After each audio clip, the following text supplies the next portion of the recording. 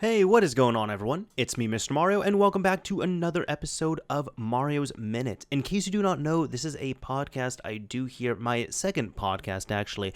My main one, Mod Chat, is where I come on, and it's a little more structured, and there's more of a visual component to it, and I talk about new things that I find interesting, cool, that I want to share in the world of video game modding and video game console modding.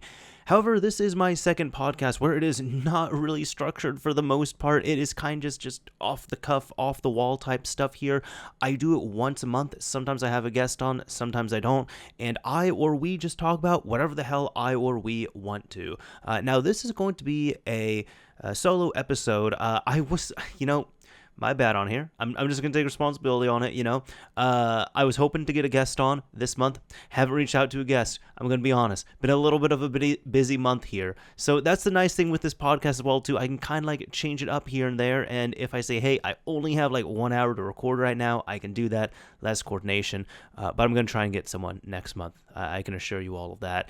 Either way, we do have a few topics here that we're going to discuss. But, this intro is all over the place. If you're actually looking for this podcast anywhere, not sure how you're going to be consuming it, but most people do look for the visual version, which is not too much going on here, just a cool looking visualizer. At least I think it's cool looking with my channel art. And you can find it on the Mr. Mario 2011 YouTube, Rumble, and Odyssey channels.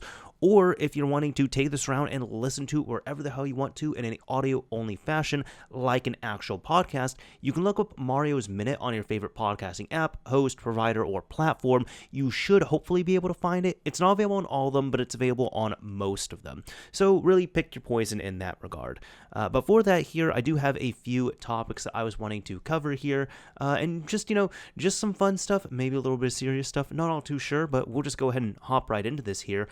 With one of the first ones here being a little bit of something from my personal life in regards to this. So a few years ago, if you've been following this series for a bit, this was probably about 2.5 years ago at this point.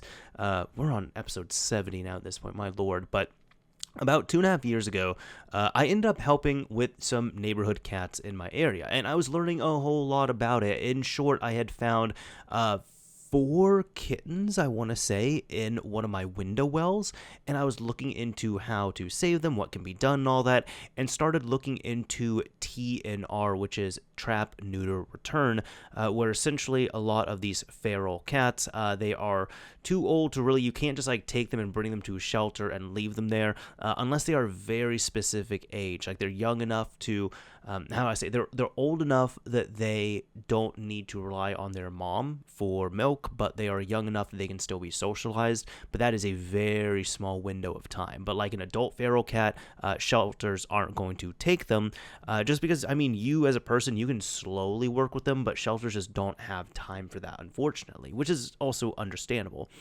So there's a lot of places where it's really just volunteer efforts, and I had gotten in contact with some really awesome people, and essentially we were able to work together to work on cat trapping, and it was just a process of getting these cats, working with local SPCAs, getting them neutered for, I would probably say at cost. They would do real affordably, like $20, $25, then bring them back and return them here, because it was better to be in their habitat they were familiar with as opposed to moving them elsewhere. And then when you neuter them, they're not going to multiply and turn into a giant cat colony everywhere.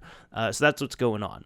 So I got acquainted with several people in my neighborhood, and one of them was a neighbor of mine who, she absolutely loves cats. I actually got acquainted with her because she was helping to feed some of the local cats. Then we started doing that. And overall, we became pretty good friends.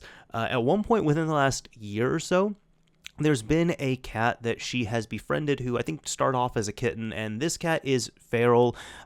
She loves the cat enough where she says, oh, he's not feral, he's owned. No, he's not illegally, he's not owned. He is not chipped, none of that stuff.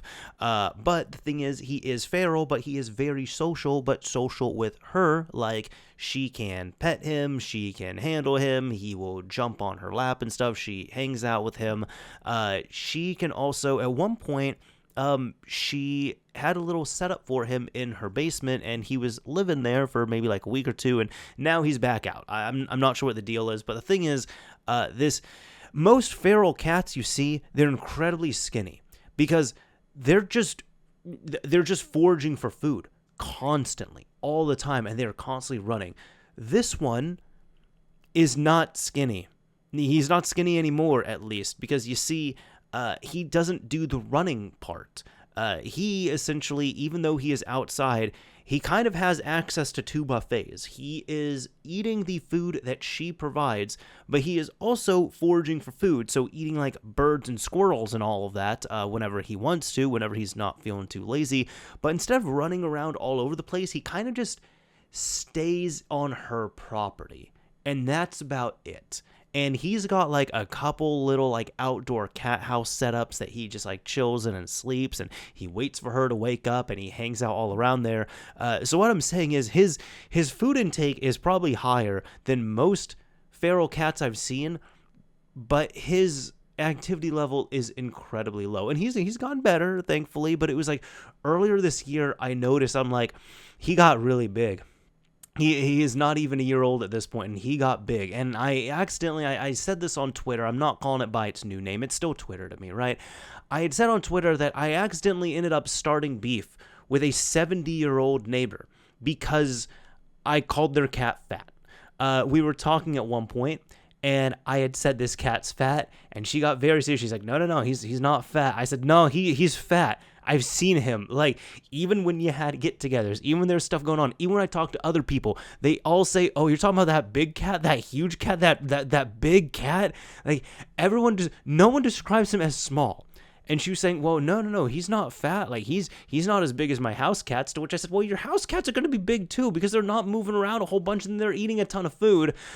So it got to the point, I could tell that she was a little bit upset by it, but I continued to walk my dog. And later on, it was so serious, y'all. It was so serious that she ended up messaging me about it later. And she asked me, do you really think that cat is fat? And I said, yeah, he looks big to me. And she said, that was probably his winter coat. He's just fluffy because, see, he can go through these things if he stretches out, because I get to see him every day. And I was kind of saying, well, when you see him every day, you don't see the big differences. But when I see him once every few weeks, I see he goes from big to Lord have mercy, essentially. And granted, it had been several weeks since I'd seen him prior. So it got to the point, not only that, but she had tried to send me photos of him. And they would not attach properly because she's a little old school with this as well, too. Like, she's got a desktop computer, which I'm fully supportive of. Not enough people have desktops. They're just doing the iPad and Chromebook thing, and just have a desktop on hand, man. So she has a desktop. She has one of those old school, like, point-and-shoot digital cameras. So she takes the photos on there. She pulls out the SD card. She puts it on her computer. She doesn't use her, like, smartphone for photos and all that. Even I think she does have a smartphone, but all she does is she strictly just keeps it in her car. So if she needs to call people while she's out of the house, she can do that. When she's in the house, she uses a landline. So she's very old school with that, to a point where, like, I admire that. I think that's great, because I'm someone who, I'm stuck on my smartphone a whole lot, and how many people are doom scrolling? You listening might be doom scrolling while you're listening to this. I'm not trying to call you out. I'm just saying it's more common than you would expect. Either way, on all of this, she tried to attach photos to the messages she was sending me, then got annoyed that she couldn't send photos. So she said that she printed out photos of this cat so that she could show me and prove to me later on that he was not fat. To which I said, okay, cool, next time I see you, sure. The next day I end up seeing her. I'm walking my dog, and she's just like, aha, hey, I got this. And I'm like, yep, okay, show me the photos, but I'm going to stand corrected. I think we can come to a compromise here. I don't think he's fat. I think he's big, because I did see him this morning, and he's dropped a whole lot of pounds. But I did show some previous photos from, like, earlier this year, and she was trying to say, no, that was just his winter coat. That's just winter coat. That's fine. But I'm like, I don't know. I don't think the winter coat hangs out at the belly region and just, like, drags and nearly touches the grass. You know what I mean? And it was, like, it was not, like, long grass either. It was short grass. So what I'm saying is, That's the beef that I started with my neighbor on accident, with calling her cat fat. You might want to do that. You might not want to. It depends on what kind of person you are.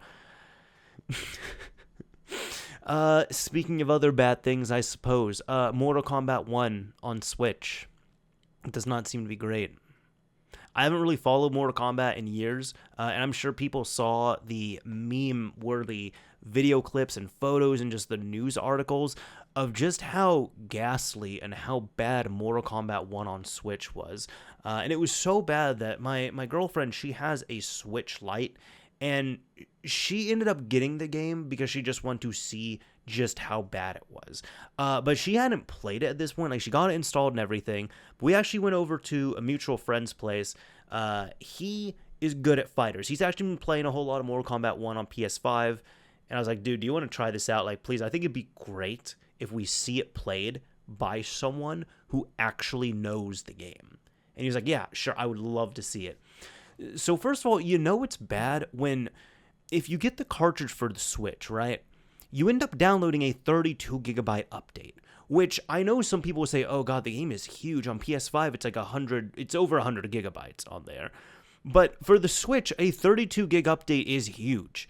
Apparently, it's because not only there's fixes, although there's still a whole lot broken on there, but on the Switch,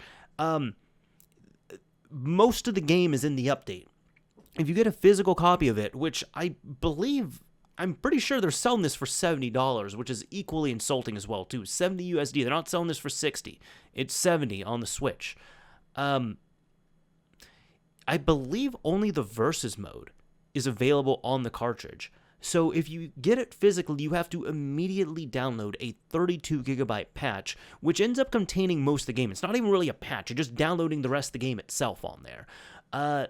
Then playing through the game, I don't know if anyone else has experienced it, so I'm going to describe it to you, all right? When you boot up the game, it stays at a black screen for an abnormally long amount of time, to the point where you might think that the game ended up crashing. Then there's a robotic voice that ends up saying the name of the game and starts naming off like the languages and menu options.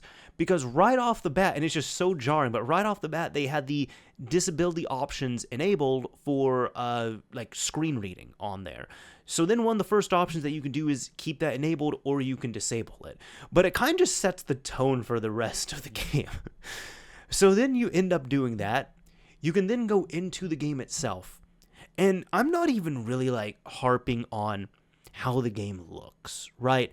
But the most offensive thing about it is when I was seeing my friend play it, he was not great at the game. Not because he's not good at Mortal Kombat 1, but because the performance on there is not good. And I don't know all too much about fighters. I used to be really into them, like during the PS1, PS2 games when I was a kid, in this like elementary school era. So as into them as I could be at that point, you know, just like kind of playground into them, like talking about them there, going home, playing them, coming to school the next day, talking about them. That's how it was. The thing with fighting games is that the frame rate has to be solid. If the game is targeting 60 frames per second, you have to stay at 60. Not this like 55, 52, 58. It has to stay at 60. We're not Digital Foundry, so we didn't have software to analyze video captures on there and see what was going on. But we could clearly see that when my friend was just trying to play the game like a normal fighter, the frame rate just would not stay stable. And it was so unstable to the point where he was dropping combos, he was messing up moves because of this. And even just to double check this, at one point I had then put it on my Switch, and I had a friend of mine who he is more into Smash and Street Fighter. He ended up trying it on my Switch. And the same thing happened with that. I have like a regular Switch, of course, or I guess OLED here. I had it in docked mode, and it's exact same thing. Exact same thing. It's not like it's any better when you end up docking it. So the performance on there was just egregiously offensive in that regard. Then we were having all these laughs about it because my first friend, he was playing as Johnny Cage. That's the main character that he's really maining and mastering on that. And it was just not only facial animations were all messed up, but then even there's like some fatalities he has where, for example, he ends up like taking the opponent and he smashes them into the camera, and the laser lens ends up like, not laser, but the lens for the camera ends up like cracking. And the textures weren't fully loading in on that. It was the cracks that were supposed to be on screen were super pixelated and like LODs on there, even though it was up close and personal. And then you wait a few seconds and they load in. Even at one point, after my friend was playing for a few minutes, he said, "Oh, the performance seems to be better on here now. I think maybe it just needed like a few minutes." And I said, maybe it had to cache stuff in the background. I'm not sure. Then no, it ends up tanking again. The reason why it was better for a brief minute or so was because he was just on a stage that had less going on. But as soon as him and the opponent end up moving to the area of the stage that had more going on in the background, that's when the frame rate started to bring up issues again. It's rough. It's really rough. In fact, I even made a comment at one point where I was like, this is offensive. Like, this is playing like a pre-release version of the game. And I think my girlfriend like half heard it, and she asked me like, wait, is this a pre-release of it? And I just bust out laughing. I'm like, no, it's not. It's not. This is the full retail version. This is the version it's on sale. Like, you didn't get it from like, you didn't download a dev update or something. It's not like this was accidentally pushed onto the production network. Like, you ended up getting the game and you put it on and you installed the update, and this is the full game right here. This is what people are paying for. This is what's on sale. It's not a pre-release version of it. If it was a pre-release version, I would understand, but it's not. It was so offensive. It's probably the worst, like specifically Mortal Kombat 1 on Switch might be the worst gaming experience I've seen and gotten to experience in 2023. It's so bad. It is so bad. This one might not be as bad, I guess. I want to talk a little bit about the new PlayStation 5 that was announced as going to be coming out. And it's essentially going to be the PS5 Slim. Now, this is what I had been kind of joking around with and been waiting on, because the PS5 is such a odd shape and it is so large. And it was interesting what Sony did here. So if we're going with USD right here, like US dollar prices, a standard PlayStation 5, I should say the digital PlayStation 5, is $400. That means it doesn't have a disc drive on there.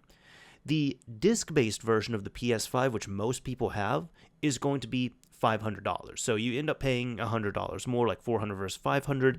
You pay $100 more for the ability to load up physical discs on there, which is what I have. That's what most people have, all of that.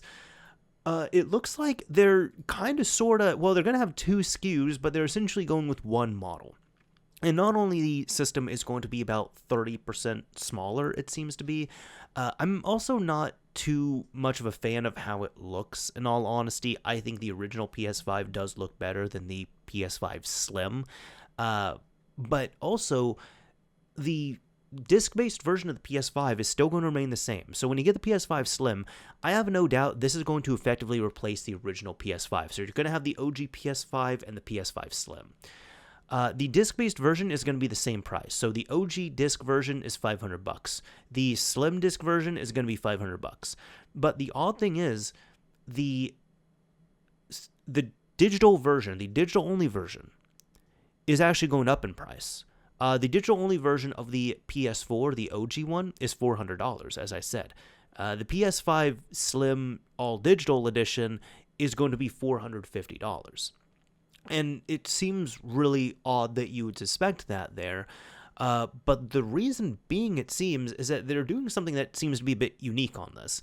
Even though there's going to be two different SKUs for this here, it's really going to be one model of the PlayStation 5. So that's where I'm seeing that they are streamlining production there, which is really cool to see. But essentially, the disk drive is going to be removable at this point in the Slim version. So the PS5 console, the hardware itself, is going to remain the same across the both of them. However, if you want to get a disk drive, if you get the disc-based version of it, it's going to have the disk drive already attached to it, it seems. Or you're probably going to have to attach it yourself, which doesn't seem difficult at all. If you can replace a faceplate on the PS5, you should be able to mount and unmount the Blu-ray drive on there. Or if you get the Slim PS5 without a disk drive, it's just not going to have a disk drive on there, but the form factor and everything is still going to remain the same on that. Or if you are someone where you end up getting the all-digital version of the PS5 Slim for $450, and then later on you decide you do want the disk drive, they are going to be selling it separately for $80, it seems. So if you decide to defer that purchase and make it later on, it looks like they're going to be charging you a $30 tax on that. It's definitely an interesting approach on there. One thing I am hoping for is I'm really hoping, and it looks like it physically mounts onto the PS5 Slim, but I'm hoping there would be something that will be officially released where you could connect this up through USB Type-C to the original PlayStation 5, just because, not for the disc-based version, but for any original PS5 owners who have the digital-only version, give them an opportunity to get one of these drives separately and hook it up to their original digital-only PS5 so they can run discs on there. I wanted to be optimistic about that. Because of how proprietary the connections it seems and how the nature of this is, where it physically mounts. Like, it physically mounts where you, like, take off the side and you physically connect this to the console itself. You don't just use a cable or something. I do have doubts on that. I hope that changes. Not necessarily the flush-like connection and everything on there. I'm just talking about the ability to actually, like, use this on the older original generation. I would love for that to be a possibility. But no, it whatever works on here. We'll see with the PS5 Slim. But it's just interesting because I've never seen it like that before. But at the same time, like I said, I understand why they are doing it. It's hard to think, but it's been almost 3 years since the PS5 has been released.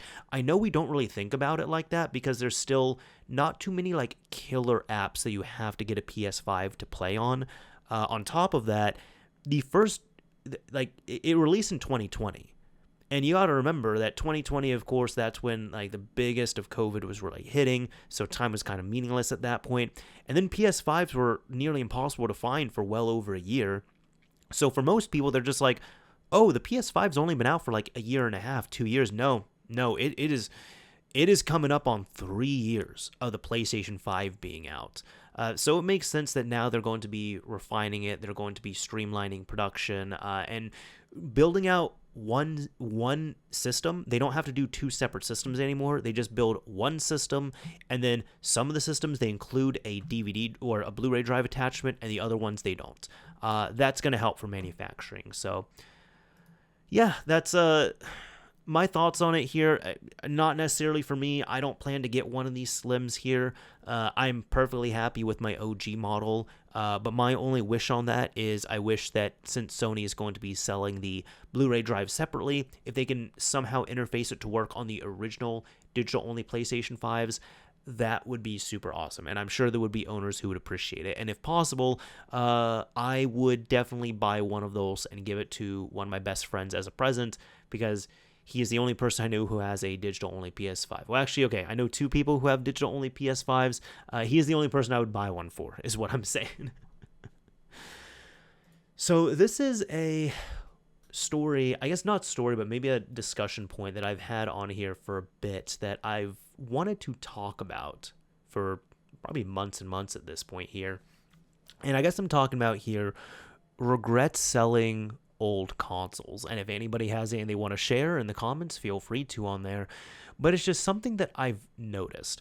I do know there's going to be times where people go through phases of, gaming, not gaming, selling stuff, what have you, keeping a whole lot, collecting, not collecting. Everyone's going to be a little different on there. But I've always been the person, there's been plenty of systems that I've sold, for sure. But typically, for example, like, let's say the original Xbox, right? I have several original Xbox systems. If I had to part with them, I would still want to make sure I had one on hand, but I would sell the others that I had. I don't want to not have an original Xbox. But I am more of a collector, and I do like to have systems. I do like to have access to them, and because of the modding aspect of it as well too, I also like to have different editions, different models. They're going to do different things, what have you. It is not unexpected for me, sometimes I'm making a video about something odd for an older system, where for that video, I'm pulling out 3-4 different models of the system to try out, to do different things, to record different behaviors, whatever it might be. There's been several videos I've had to do that on. So for specifically what I do, and I am in a very small minority of people, it does help having those, and I'm able to rationalize it there. Either way, I'm talking about, let's say you have like one GameCube that you grew up with, and then you end up selling it. You trade it in to get the Wii at the time. It seems like almost everyone I talk to, they end up having regrets about it, from young to old. I remember this was last year, I had gone to a game shop, and I met a older gentleman. He was probably in his 50s, I want to say. Real cool dude, 50s, maybe even early 60s. And he was buying up a bunch of games because he was collecting, and he was a bit of a hardcore collector. And he said he was essentially the person where he's loved video games all his life, but at this point, it's just him and his wife in the house. He's getting back into gaming. His kids are off and married, or they're in college or what have you. And he said one of his regrets he had was back in the 90s. He ended up taking, I want to say it was like the late 90s. He ended up taking his Super Nintendo, his Genesis, maybe a few other systems, complete in box. He took all the games he had. He had a lot. All of them were complete in box, great condition. Took them all to Salvation Army, donated them. I don't even think he got a receipt for them. And he said, he really regrets that. And I was like, think about it, man. Like, those games, those systems, they end up making people happy. That's the thing you can think about. But I also understand that now you're wanting to rebuy a lot of that, because his goal is he's trying to rebuy it. And the thing is, he's also a little particular on condition. So the stuff, he's like, yeah, dude, all the stuff I had, it was complete in box. And it was worthless at the time, but it was complete in box and it was in excellent condition. And now it's like there's so many times like I can buy certain games, I see them, but they're not in great shape, or they're not complete, or what have you, and I don't want to pay all these really high prices for them. And I just said, like, dude, but that's how it was at the time. Like, you gave that stuff away to the Salvation Army because like it was worthless at that point. Like in the late 90s, yeah, most of it is worthless, I understand. So that was one thing he regretted in that regard. I know there's been a few systems that I have parted ways with, and then eventually I end up, getting another system to replace it. So I've never had that much of a regret there, but I have also talked with friends who have had that for sure. I know one of my best friends, it was actually the first time I ever got a modded PS2. This is back in high school, and I ended up sharing this in a video before, but back in high school, this was for me 2010, 2011, I want to say. It was around then. So the PS2, completely worthless at that point, right? Just totally worthless. And my friend was just trying to sell some of his older stuff so that he could get some tickets to go to a theme park. That was it. Him and some others, they were going to make a day trip, and they were going to go to a theme park and, just have fun there. So he just needed like tens of dollars. And he got annoyed because he couldn't sell his PS2 to a local shop because it was opened. And I'm like, wait a minute, that's the one that your uncle modded for you, right? And he said, yeah. And I'm like, why would you sell that? And he said, I don't use it anymore, man. I don't need it. And I was like, I'll buy it from you. It's a mod chipped PS2. How much do you want? And he thought about it. He's like, it's PS2. It still works. It's a fat system. PS1 games don't really work on it, or they kind of do. But I have like a bunch of games. I have like 3 controllers, 3 memory cards, like extensions and all that. $20? And I'm like, done. So one day he brought it over after work. I paid him $20. I got this box just full of PS2 goodness. And of course, like all the games he had gotten, they were from his uncle. They were all burned and everything. But I hooked it up. It worked. I actually ended up finishing Kingdom Hearts 2 on that PS2. I picked it up after years. And then at one point, I brought it over to another place, and it kind of just sat there for a bit. And it was a few years later, he ended up reaching out to me, and we were still, it wasn't just because of this, right? We were still best friends, and we talked regularly, but he essentially said, hey, my girlfriend, his now wife, but he said my girlfriend's family, they ended up having, a house fire, and they end up losing some systems, so I was going to give them my Wii, and they also had a PS2, and I was going to replace it, and I wanted to know, do you still have that PS2 that I sold you? And I said, yeah. He asked, how much do you want for it? And I'm like, dude, I'm not trying to make a profit off you, man. Like, you sold to me for $20. He said, yeah. I was like, just give me $20 back. How about that? We'll just call it even. It was just, I just held it for you for years. How about that? So he said, okay. And one night they came over, and because I said, hey, I got it. It's at this other place. I just got to get the box, but I got everything, and I'll bring it right back to you. And I don't even think I touched his saves. I don't know why, but like it was in a box. I had all the accessories, the controllers, everything. If anything, I ended up adding a few games to it because I had like Kingdom Hearts 2 Final Mix and maybe like one other game there. But what happened was, so it was in. What I'm saying is, it was in better shape going back to him than it was when I got it. But one night they came over, and he was like, "Hey, here's the 20." I said, "Cool. Here's the PS2." And he looks at the box, and you could just see like a flashback. He's like, "Oh my god, yo, I remember this. Like, this was." Like he told me like a family story about how they got like the box that it was in. It wasn't even a PS2 box. It was just like a shipping box that had a lot of like, sentimental value. And I said, yeah, man, I didn't get rid of anything. Go ahead, look through it. So he puts it on my bed and he starts going through. He's like, oh my God, this is my PS2. Oh, this is it. This is it. Oh, I remember all of this. And he just has this giant smile on his face. And he's like tearing up right there. Like literally he said, he's like, dude, this box is my childhood right here. And I was just smiling. I'm like, I'm telling you, man, I didn't get rid of anything. Like, it is all here. And he had a little bit of a look on his face like, wait, this isn't for me. And I could see a part of him wanted to just ask the girlfriend, be like, I want to keep this one. Let's just get them another PS2. But he was like, no, it's okay. No, it's going to go to your family. And then the sad thing is, like, it went there. They seemed to enjoy it. But I ended up finding out recently. It was like a few months ago. I ended up finding out because we're having our game night. And he told me that PS2 is no more.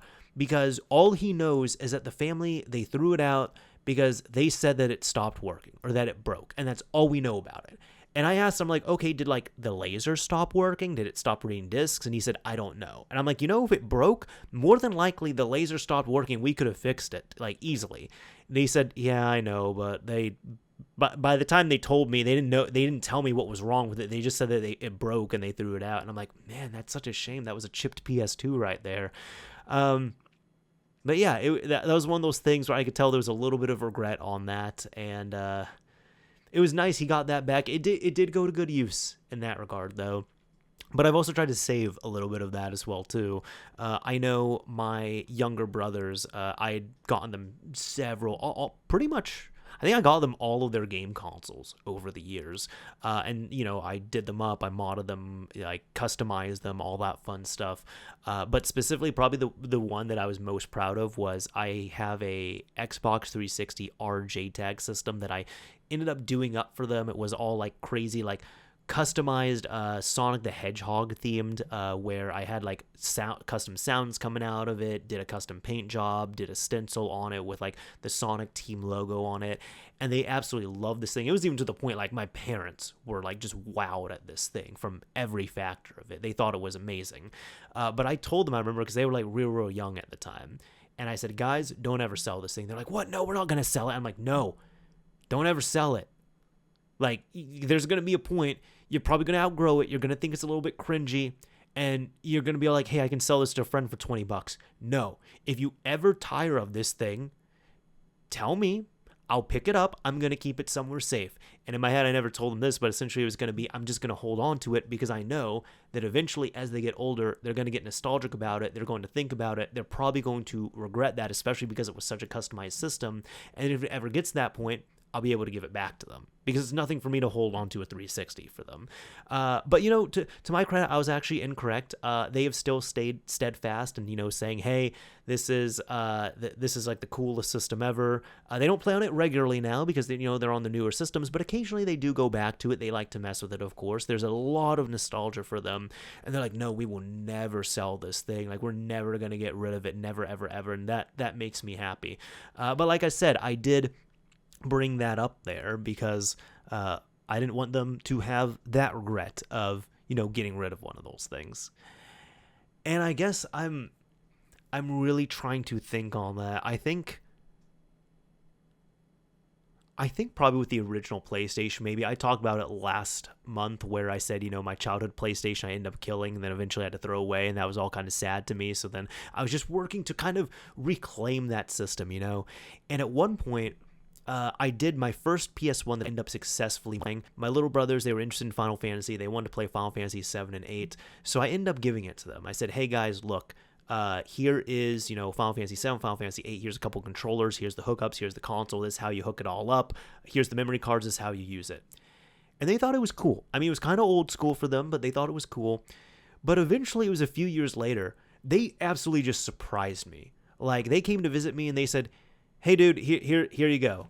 I'm like, wait, what is this? They're like, oh, it's the PS1 you gave us, so we don't use it anymore. And I was so happy. I'm like, what? Are you sure? And they said, yeah, we don't use it anymore. I'm like, oh, this makes me so happy. But I'm very sentimental about things like that. So it was really cool to see that I was able to get that original, like the first modded PS1 that I successfully modified. I was able to get that back. It's not like I ever regretted giving it away.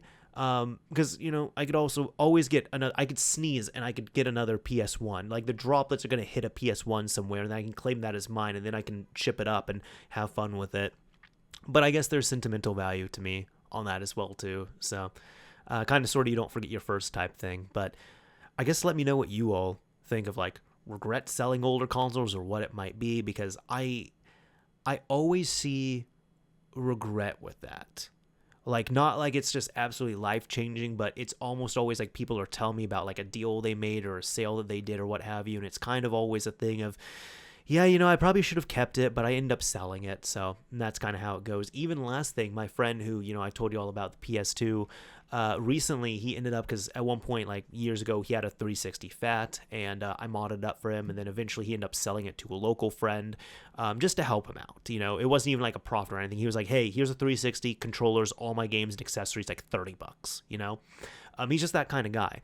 But he's kind of been interested, and he's always wanted one, and he kind of regretted that a bit. So recently he ended up getting his dad's 360 Slim, and then I modded that one up for him, and he needs to actually use it. I will say that. He has been wanting to upgrade the hard drive to a SSD, and I've told him, dude, you haven't even booted up for more than 5 minutes. You don't need to be worrying about that right now. Just work with what you have right now, and when you start running out of storage, then you can work on the upgrade. But yeah, let me know if you've ever really had any regrets on that there. Usually on these solo episodes here, I like to share a story or two, or maybe even three sometimes, from my days working at a local game shop. Now, this game shop, we had 2 locations. It's no more, but it was like a local mom and pop store, and it was my first like job that I had. I had it in high school from ages like 16 to 18, had for about 2.5 years or so.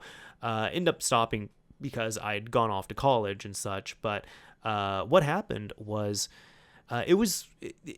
it's a job I remember fondly, but I also disliked it at the same time because, I mean, it's a retail job, it's a service job, and I actually even stopped playing video games, like dramatically played a lot less for so long just because I was surrounded by them all the time. Also thinking back, that probably confirms that I was definitely more of an introvert because I would just be tired of people.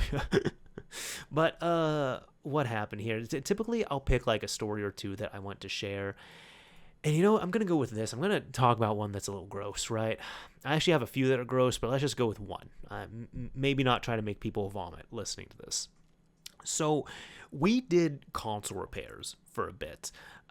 We were taking in a lot of systems, and at first we had one person who was doing them, and he was kind of just doing like the PS3, like overheating the system and replacing the X clamps with screws and washers, and all those systems were coming back, and he was saying no, they weren't coming back. And I'm like, dude, every single system you've worked on with the red ring issue has been coming back.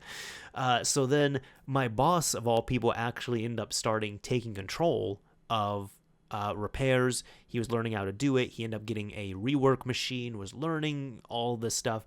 And even back then, this is what we thought was best, but now wasn't really the best.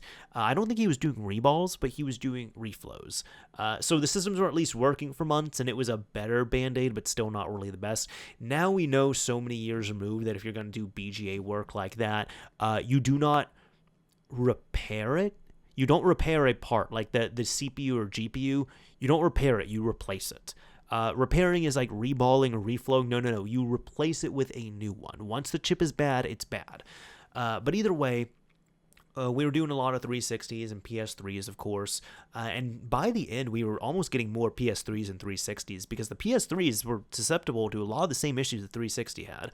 The difference was they took years to show, as opposed to the 360 where you could get consoles DOA. So there was one person, I wasn't privy to this, but I had heard this story from what was going on. I think my boss, he ended up telling me this. So there was one guy, he brought in a fat PS3 to get repaired.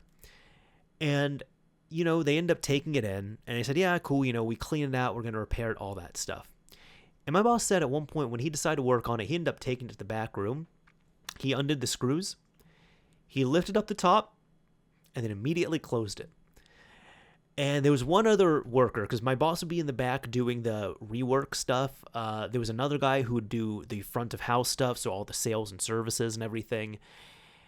And he grabs the guy. He says, hey, dude, close up for a little bit. Can you come to the back with me? We got to go around back. We got to go through the back door here for something. He's like, what?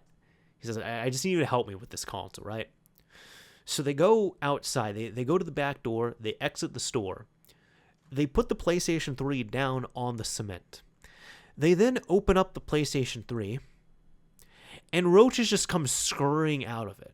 So then what they start doing is they start to just jump on and squish all the roaches that they can there.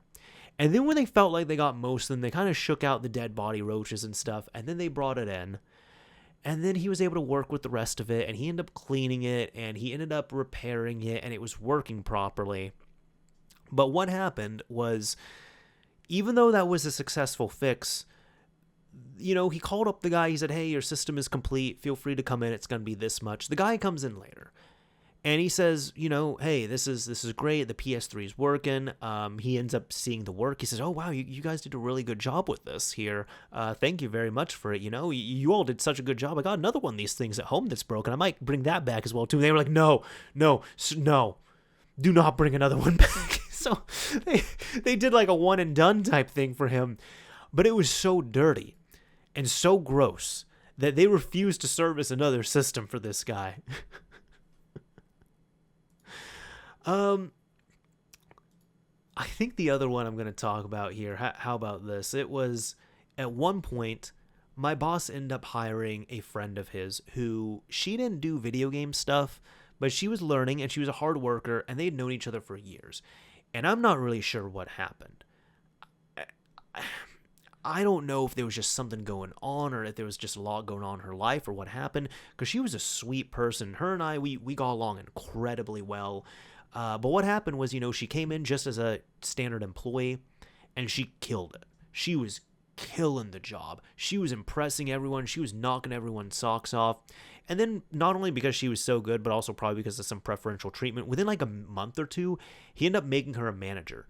The problem was, by the time he ended up getting the business cards ordered and printed and they had delivered, he ended up pretty much stripping the role away from her because something happened and she just started doing a much worse job. Like, it's not that she was being lazy about things, but it was just the quality of work ended up really diminishing quite a bit. Even to the point where, you gotta realize, this is back in like 2010, 2011. Like, my boss would tell me, he's like, dude, she messed this up. Like, this happened here. At one point, she tried to brag to my boss about how she got such a good deal buying a used DualShock 2 from someone for $12. And not only that was definitely overpaying for it, but he was just like, girl, like, the analog sticks are messed up. The cable is frayed. You gave that guy such a good deal, but this is not a good deal for us. We can't do much with this here. Why did you pay $12 for this junk? This is worth like $2. So just little things like that. At one point, though, the thing that really caused a major rift was she ended up having some kind of, I think, shoulder or back pain. And she also said, like, I can handle pain pretty well, and also like medicine, like I can handle pretty high doses of medication. So she went to the doctor that morning before we opened. She went there. They ended up giving her some really good medicine. And even the doctor was like, hey, you might want to stay home for this. And she said, no, it's okay. So she ends up popping some medicine. She comes in, and I knew there was something up because I I think what happened was I came in, like she was working that morning. I started working the afternoon and we were going to overlap. And I come in there and she's high as a kite off of this medicine. And the way she's just talking really slowly with a lot of spacing between her words like this. And just in a very calm, relaxed tone. And the problem is that she was talking like that in front of customers during one of our busy days at our bigger and much more busy location. So I end up going there and I asked, hey, are you okay? And as the medicine was kicking in, it was getting worse. And she essentially told me, I'm going to say it much faster than her because we're going to go over our time limit if I don't. But she was essentially telling me what happened was, yeah, she went to the doctor for some muscle pain, and she ended up taking that medication, and she thought it wouldn't do much, but it seems to be doing a lot more than she expected. Then my boss, by chance, he just ended up coming in, and he saw the condition that she was in, and he pulled her to the side, and he's like, hey, you gotta go. And she's like, no, it's okay. He's like, no. You are in front of customers. You are seeing this. You are high. You need to go home. We'll talk about this later. But you need to go home because it looks like you're like 2 seconds away from passing out. I want to make sure you get home before you end up passing out on the counter here. And it was a good thing he did that because apparently she lived like 40 minutes away. And she even told me later on that I guess she ended up, like, there was like 1 or 2 times she almost fell asleep at the wheel. And she had to like roll down the windows and she had to blast her music real loud. And then she got home and she was able to sleep. But that day was the first day I ended up really managing that big store by myself because my boss is like, look, dude, I'm sorry to put you on this. Can you do this? I can contact someone else. And I said, no, it's okay. Because, I was giving my all for that. Like your first job, you care a whole lot about. Also, I love the team. I love the store. Just didn't like the general public for the most part. But what happened was we're going through all that. And he ended up saying, this is going on here. Just, I'm going to send her off. You manage the store. I'm sorry, I can't stay here. I'm so happy I dropped by. I wasn't even going to, but I'm happy I did. We'll talk about this later. And that caused a major rift with them. And it was sad because sometimes you don't want to mix friendship with business. Because eventually she ended up, getting fired. And I don't think they were friends after that. But she had known him for so long that there was one day she was going there in the morning. And she was like opening up the store. And it was going to be like, I think that we opened up at like 10. And I was supposed to come in at like noon or 1. And my boss calls me that morning. He's like, hey, dude. I'm sorry to do this. I'm going to pay you for your time. Don't worry. Could you please go there on open? And I said, yeah, sure. What's going on? He said, she is working. And after what happened before, I don't really trust her to manage the store by herself. I would like you there if you could open up with her and I'll be there later. And I said, okay, cool. So I remember even that day, it was like the next day or a few days later, maybe I went there. And she sees me. I'm waiting for her to open. She's like, "Oh, you're working this morning? I thought you come in later." I said, "No. My boss, like he called me and he asked if I can come in early, because he also told me explicitly. He said, don't tell her what I said." I'm like, "Okay, cool." So I said, "Yeah." He just asked me if I could come in early. She's like, "Oh, okay, sure." So we open up the store. We're working, and she was kind of just we're talking. We had a really good rapport. And at one point, she even told me, she's like, I feel so bad about it because I feel like I'm really letting him down, and I've been screwing up here and there. And then I know he definitely did not like me coming in high, but like that was an accident. I didn't realize that was going to happen, but I feel bad about it. And I'm just going to be so honest with you, man. And it's nothing against you. I'm not saying this against you, but I feel like him sending you here to open with me in the morning, he's having you watch me, and he doesn't trust me. And I didn't say it out loud, but in my head, I was like, yeah, that's spot on. So even later on, I did talk to him about it, like my boss, and I'm like, yeah, what you did sending me there early, she knows you so well. She saw right through me and saw exactly what you were doing. Like, she knew that you did not trust her anymore, and you were sending me to pretty much keep an eye out and report on what was going on. So that was a little bit of a disappointing thing there, and I haven't even thought of this person in such a long time. It's been years, really. The only reason why I really thought of her here now was because I saw her name on this list of topics I brought up. But I hope she's doing well. Like I said, that summer she ended up being let go at one point. I didn't see her. I didn't really have contact with her afterwards. But wherever she's at, I hope she's doing better. For the last thing here, I want to cover the games that I'm currently playing, and there's only a few right now. Right now, I'm kind of just in an odd spot. Like, I'm playing Saints Row 4 co-op with one of my best friends, actually the same one who I shared the PS2 story and the 360 story about. So I've been playing through that on Switch. We get together about once a week, and we either do that or Mario Party. I've also been replaying Murder by Numbers, also on the Switch, which is a fun kind of visual novel, funny number Sudoku type puzzle game. It's cool. I love it. I love the art style. I love the story. I love the basis behind it. One of those games I would never expect to actually like, and then I actually played it and I ended up loving it. So definitely a good one. Incredibly unique. And the last game I'm playing here, like regularly, which shouldn't be too much of a surprise to anyone who's been listening the last few years, it's been Ring Fit Adventure, but I did want to share a little bit about this, right? I end up getting not a new ring, well, I got a new Ring Con, essentially, because I've now finished Ring Fit Adventure. At this point, I've been playing it for, I've been playing it regularly for let's say 3.5 years, right? I have completed this game 5 times. And it got to the point, I have played the game so much that I ended up bending the Ring Con. Like, it is just so worn down that it is bent. And it's not that it's just bent. It is bent to the point where it is actually impacting gameplay. At the very beginning of Ring Fit Adventure, every time you boot it up, you have to squeeze in on the Ring Fit, or the Ring Con. Yeah, the Ring Con, that's it. You have to squeeze in on it, and you have to get to 100% strength. Even if I try my hardest and really manipulate it, it was getting to the point the highest that I could go on it was 82%. And I realized later now that there's recalibration tools that you can run on it, but still, it's like it shouldn't be that squishable. And I was able to tell because I ended up getting a new Ring Con, and I could squeeze that one, and there was so much strength and pushback on it, and it was much more difficult to push in. Meanwhile, mine kind of felt like a pillow in comparison. And of course, it was also bent. It was lopsided. It was no longer a ring anymore. It was kind of like oblong shaped slightly. But it was to the point where it was causing difficulty playing the game.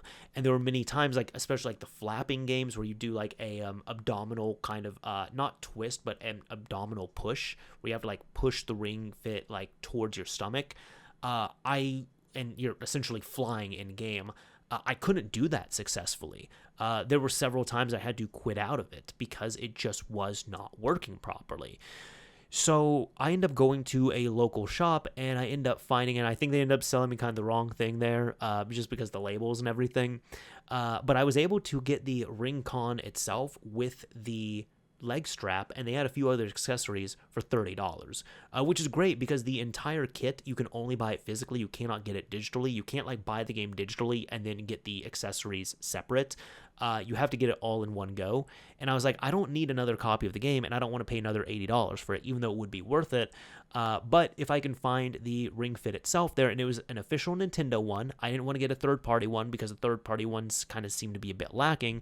Based on a report I saw from Wololo, like on wololo.net, they end up covering it once a few years ago. But I ended up getting an official OEM one and the leg strap, which I also really needed a new leg strap. I ended up getting those two for $30. So for me, so far, I don't go to the gym. All I do is I play Ring Fit and I walk my dog and I watch what I eat.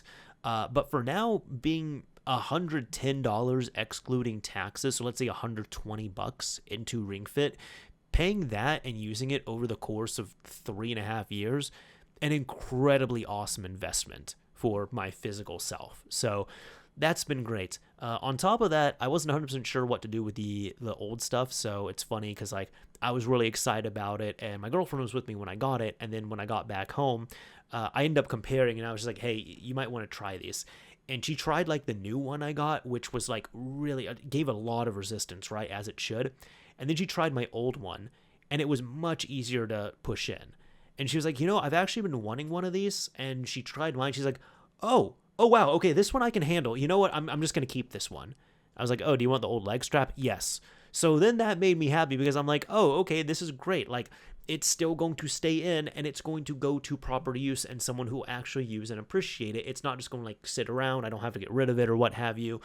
So that's awesome. So even my old accessories, they're going to get new life breathed into them. So that's real nice. But that's how I ended up defeating Ring Fit. I've not only beat Ring Fit 5 times, and I'm on a 6th playthrough right now, but I have also beat the Ring Con. So this is, we're at the end at this point, right? If you are listening, watching to the end, I really want to thank you for hanging out, listening, watching, enjoying this. I hope it was entertaining. I hope it was fun to just zone out to, and just have me in your earbuds or whatever it might be, or your AirPods or your speaker system, whatever it is. I hope this was entertaining is what I was trying to say. So what I like to do here at the end, if you've made it all the way to the end, again, thank you. But also, I like to pick a keyword or a key phrase. And for this here, I kind of want to tie it back to kind of like regret selling older systems. So how about we end up using that one of those words? If you use the keyword regret, I'll know that you've made it to the end of this episode. So let's go ahead and go with that. Let's use regret. What do you regret? What might be a gaming regret you have, a sale regret you have? Maybe not get too in depth with some of your regrets, mind you. You might want to be a little careful with that since it is the internet. But if you use the word regret on that kind of negative tone there, it seems at the end here, if you use that word regret in your comment on the video upload, I'll know that you've made it to the end of this episode. Anyways, that is about it for this episode of Mario's Minute. If you enjoyed it, a like would absolutely be appreciated. If you didn't like it, a dislike is fine as well too. But as I always say, this is Mr. Mario, signing off. Thank you all for listening and watching, everyone. And until next month.